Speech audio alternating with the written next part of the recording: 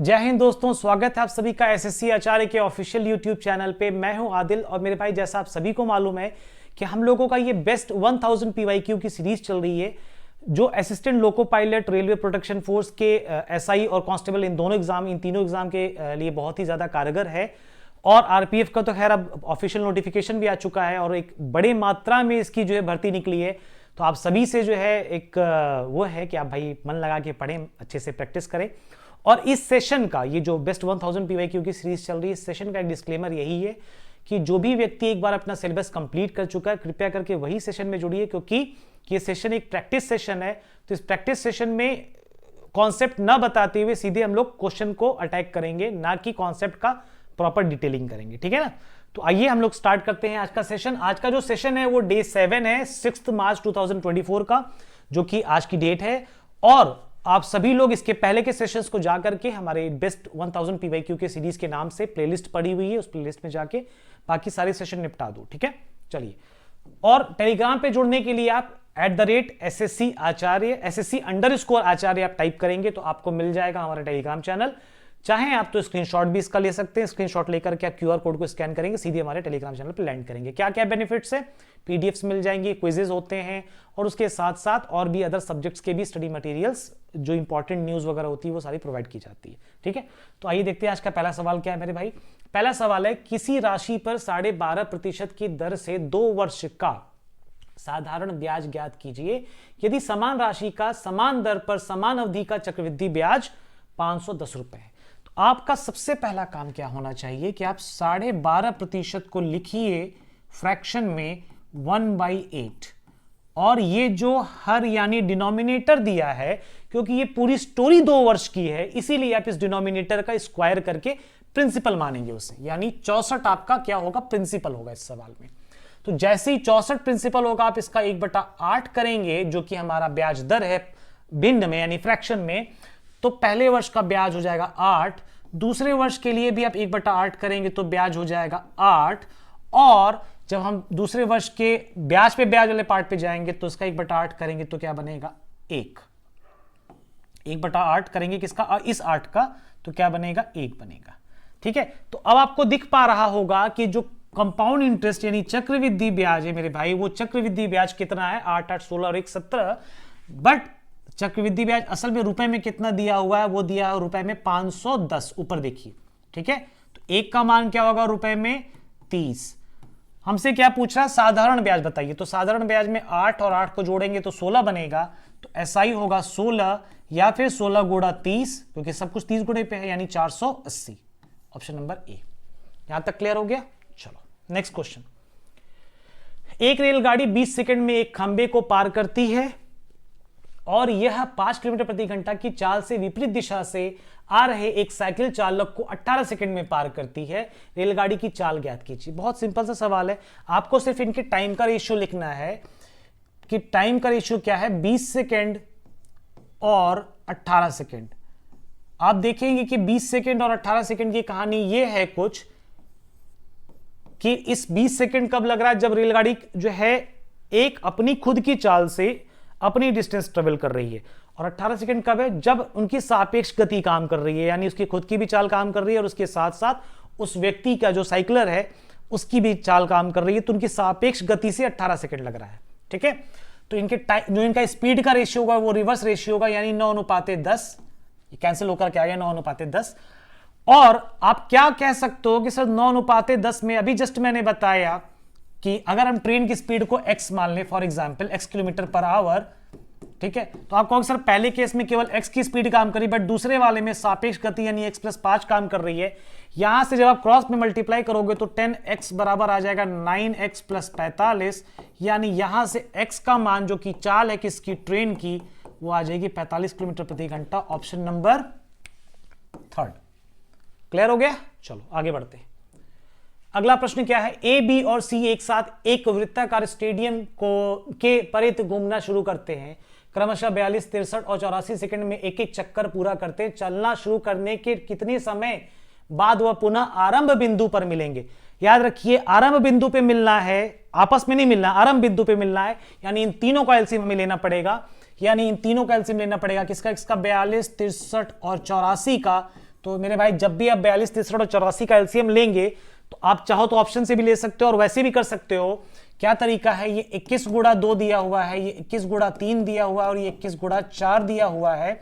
आप कहोगे, क्या कहेंगे कि product of common part into product of uncommon part, जहां पे दोनों अनकॉमन पार्ट आपस में को प्राइम होने चाहिए। तो आपस में को प्राइम वाला क्या हो जाएगा 21, मतलब 21 तो खैर कॉमन वाला पार्ट हो गया, और 3 और 4, 3 और 4, ठीक है। तो ये थोड़ा ज्यादा हो गया, कोई बात नहीं, हम लोग सिंपल कर लेते हैं, इसका क्या होगा एलसीएम, मत करो ऐसे, सीधे आप एलसीएम देख लो कि इसका एलसीएम क्या हो सकता है। आप कहोगे कि सर 42 को लिख सकते हैं, या सिंपली कहो कि सर 84 गुणा 3 होता है 252, और वो 252 जो है 42 से भी जाएगा, 63 से भी जाएगा। देख लो 252 अगर हम कर दें इसको 84 गुणा 3 कर दें तो क्या ये 42 से जा रहा है, ध्यान दीजिएगा, क्या ये 42 से जा रहा है, 6 दूनी 12, 6 चौके 24 अधिक 52, बिल्कुल जा रहा है। 63 4 बार में जा रहा है, 84 3 बार में जा रहा है, तो इसका सही आंसर होगा 252 सेकंड, ठीक है ना। और वो जो पार्ट था, तरीका था ऊपर वाला, ये तरीका भी अपनी जगह पे बिल्कुल करेक्ट है, कहीं कोई दिक्कत नहीं है। बस इसमें ध्यान ये देना रहता है कि दो कॉमन पार्ट, मतलब प्रोडक्ट ऑफ कॉमन पार्ट और अनकॉमन पार्ट, जहां पे अनकॉमन पार्ट कुछ ऐसा होना चाहिए कि वो आपस में ट्विन प्राइम होना चाहिए या को प्राइम होना चाहिए। फिलहाल इसका आंसर 252 सेकंड है। आइए बढ़ते हैं अगले प्रश्न की ओर। पाइप ए एक टंकी को x घंटे में भर सकता है, पाइप बी इसे 15 घंटे में खाली कर सकता है, यानी नेगेटिव कर रहा है काम, ठीक है।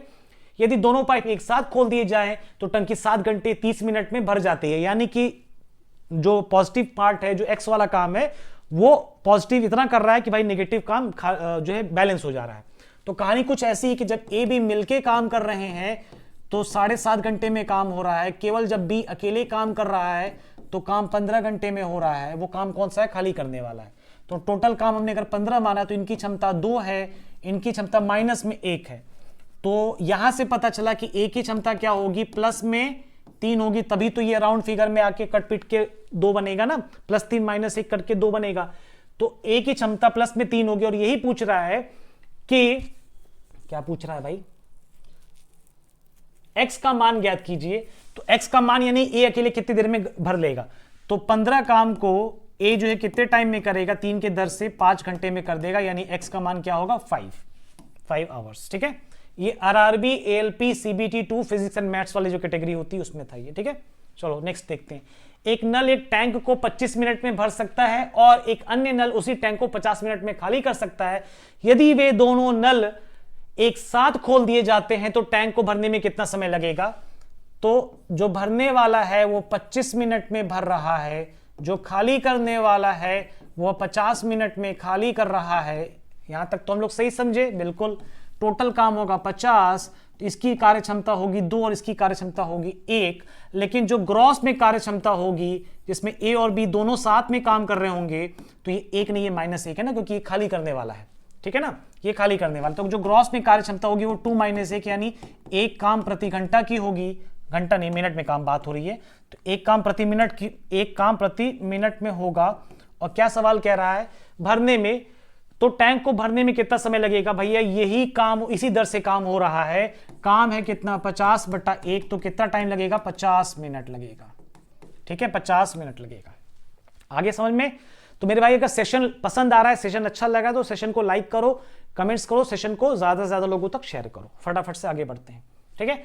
यदि एक चतुर्भुज के कोण 4:9:11:12 है, यानी 4:9:11:12 है, तो सबसे बड़े कोण का मान ज्ञात करिए। तो आप कहोगे सर इनका जो टोटल है वो 36 आ रहा है, 11 9 20 और 12 4 16, 20 और 16 36 होता है।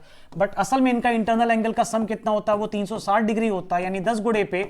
तो हमारा जो सबसे बड़ा वैल्यू होगा वो भी 10 गुणे पे होगा, यानी कि 120 डिग्री का कोण सबसे बड़ा कोण होगा। ऑप्शन नंबर सी, ठीक है। अगले सवाल पे आते हैं फटाफट से बिना किसी देरी के। कहते हैं एक समचतुर्भुज की एक भुजा की लंबाई 12 सेंटीमीटर है और इसके एक विकर्ण की लंबाई 12 सेंटीमीटर है। दूसरी विकर्ण की लंबाई क्या होगी। समचतुर्भुज क्या होता है, उसको रोम्बस कहा जाता है, जिसमें सभी भुजाएं बराबर होती हैं और पैरेलल होती हैं। अपोजिट जो है साइड्स इनके पैरेलल होते हैं और डायगोनल एक दूसरे को 90 डिग्री पे काटते हैं। और क्या होता है, ये जो है क्या नाम है, जो डायगोनल 90 डिग्री पे काटते हैं और बराबर काटते हैं, तो ये मैंने आपको साइन के जरिए बता दिया। अब कहानी क्या है कि जो भुजा है उसकी लेंथ भी 12 है और जो एक विकर्ण है उसकी लेंथ भी 12 है। ये पूरा अगर 12 है तो ये छोटा वाला 6 होगा। तो अगर हमें इसका मान मालूम करना है, मान लिया हमने अगर x इसका नाम दे दिया और अगर हमें x का मान मालूम करना है, तो मेरे भाई x का मान क्या होगा? आप कहोगे सर अंडर रूट में हमें पाइथागोरस लगाना पड़ेगा, यानी 12 का स्क्वायर 144 माइनस 6 का स्क्वायर 36, यानी x का मान क्या होगा? रूट में 108 या फिर 36 गुणा 3 यानी कि 6√3। तो ये x का मान होगा, बट हमें विकर्ण का मान चाहिए, तो ये तो आधा है, आधा का 2 गुना x का 2 गुना 2x या फिर 6√3 का 2 गुना 12√3, 6√3 का 2 गुना 12√3। यहां तक समझ में आ गया आप सभी को? 6√3 का 2 गुना 12√3, ऑप्शन नंबर ए। ठीक है, आइए फटाफट से नेक्स्ट क्वेश्चन पे बढ़ते हैं बिना किसी वेस्टेज ऑफ टाइम के। कहता है यदि दो संख्याओं का गुणनफल 49 41 है तथा उनका लघुत्तम 81 है, तब उनका महत्तम क्या होगा? आपको ये फॉर्मूला मालूम है कि number 1 into number 2 is equal to LCM into HCF. तो नंबर 1 इंटू नंबर 2 का जो गुणनफल है, मीन मल्टीप्लाई ऑलरेडी दिया हुआ है 49 41, और इसका जो एचसीएफ है उनका लघुत्तम, अच्छा एलसीएम है, इनका एलसीएम कितना है? 81 दिया हुआ है और एचसीएफ पूछ रहा है, एचसीएफ पूछ रहा है। आप कहोगे सर एचसीएफ जो भी होगा, अगर इधर 1 है इकाई अंक, इधर भी 1 है इकाई अंक, तो इधर भी इकाई अंक 1 होना चाहिए, यानी 1 इकाई अंक वाला एचसीएफ होगा, जो कि क्या होगा? 61। ठीक है भाई, 1 का 1 से गुणा करेंगे तभी 1 आएगा, वरना और किसी भी नंबर से 1 से गुणा करोगे तो जो नंबर से करोगे वो नंबर आएगा। जैसे 1 इंटू 2 बन जाता है, 1 इंटू 5 बन जाता है। तो अगर हमें इस लेफ्ट साइड में 1 चाहिए तो इस 1 को 1 से मल्टीप्लाई करेंगे तभी तो 1 आएगा ना। चलो, और कोई ऑप्शन तो है नहीं इकाई अंक 1 वाला, यूनिट डिजिट 1 वाला। नेक्स्ट क्वेश्चन, दो संख्याओं के विभाजन से 6 प्राप्त होता है तथा उनका गुणनफल 96 प्राप्त होता है, इन दोनों संख्याओं के योग और अंतर का गुणनफल ज्ञात कीजिए। दो संख्याओं के विभाजन से यानी a बटे b करने पे 6 प्राप्त होता है, या फिर 6/1 कह लो। तो आप कहोगे सर a अनुपाते b का जो मान है वो 6:1 है, यानी नंबर है 6x और x। ठीक है, क्या कह रहा है? इनका गुणनफल का मान कितना दिया हुआ है? 96 दिया हुआ है, यानी x का मान हो जाएगा ये 16 और अंडर रूट में 16 दैट इज 6। x का मान हो जाएगा 6, यानी वो जो दो नंबर हैं वो दो नंबर कौन कौन से? 6 चौके 24 और स्वयं 6। और सवाल में क्या कह रहा है? 6 चौके 24 और 6 नहीं जी 4।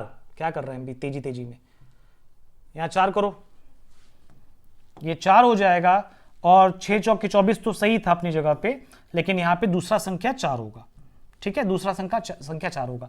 अब सवाल कह रहा है इन दोनों संख्याओं को जोड़ो, ठीक है, और इन दोनों संख्याओं को घटाओ, और इन दोनों जोड़ और घटने के बाद जो नंबर आ रहा है उनका गुणा करके आंसर बताओ।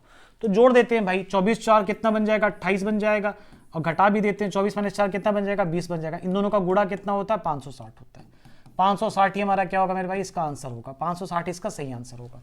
ठीक है, चलो आगे बढ़ते हैं। नेक्स्ट क्वेश्चन क्या है? एक बर्तन से लिए एक दूध के नमूने में 4% पानी है। पानी की मात्रा को घटाकर 2% करने के लिए, ध्यान से समझना, एक बर्तन से लिए गए दूध के नमूने में 4% पानी है। पानी की मात्रा को घटाकर 2% करने के लिए बर्तन से लिए गए 8 लीटर मिश्रण में शुद्ध दूध की कितनी मात्रा मिलाई जानी चाहिए? आप ये कहोगे कि क्या चीज मिलाई जा रही है? आप कहोगे मिल्क। तो जो चीज नहीं मिलाई जा रही, जरा उसके बारे में बात करते। पानी नहीं मिलाया जा रहा है, करेक्ट, पानी नहीं मिलाया जा रहा है।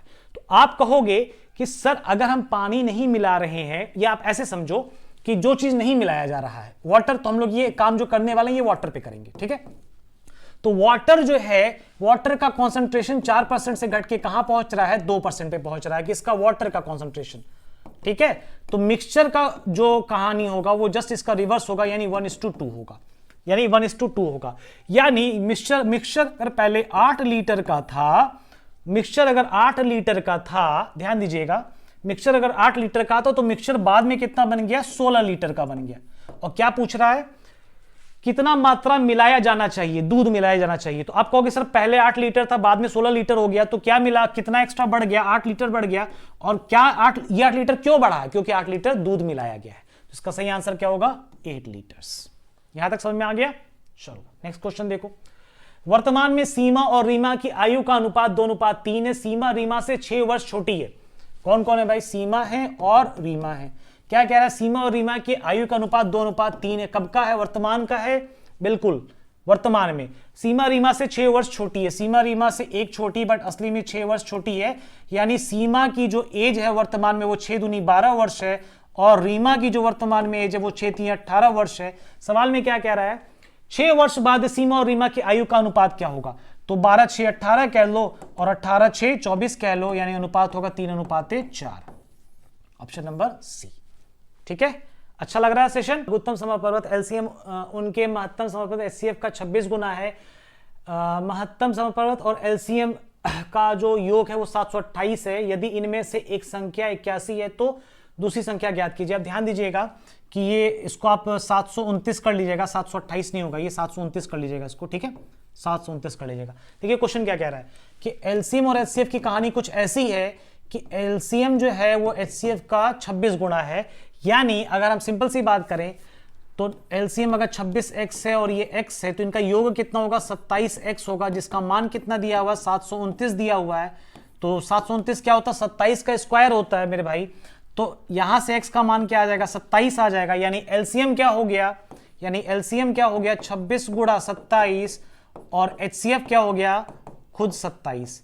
और हमें वो फॉर्मूला मालूम ही है तो लगा देते हैं। क्या है फॉर्मूला, एलसीएम इंटू एचसीएफ का, यानी 26 गुणा 27, ये एलसीएम है, गुणा 27 बराबर किसके होगा, एक संख्या 81 है ही, तो दूसरी संख्या जो होगी वो हमारा आंसर होगा। दूसरी संख्या ही पूछा है तो उसको हल कर दो। कैसे होगा, 27 3 81 हो जाएगा और 3 9 27 हो जाएगा, तो आंसर होगा वो 9 गुणा 26 पे होगा। जो आंसर होगा वो 9 गुणा 26 होगा। तो 9 गुणा 26 यानी 9 छक्के 54 का 4 हंसी लगे 5, 9 दूनी 18 5 23, यानी आंसर होगा 234, यानी आंसर होगा 234। तो यहां तक हो गया। फटाफट से देखते हैं नेक्स्ट क्या है। नेक्स्ट है थैंक यू का स्लाइड। तो आप सभी लोग जो अभी तक सेशन में जुड़े रहे आपका बहुत बहुत शुक्रिया, बहुत बहुत धन्यवाद। सेशन को लाइक करिए, और सबसे इंपॉर्टेंट बात मैं बार बार कह रहा हूं, सेशन को बार बार रिपीट मोड पे प्रैक्टिस करते रहिए, ठीक है ना। इसके पहले की जितनी भी क्लासेस हो चुके हैं उन क्लासेस के क्वेश्चंस को आप प्रैक्टिस कर लीजिए, ठीक है। तो चलते हैं, दोबारा से कल फिर मिलेंगे शाम को 6 बजे। जय हिंद।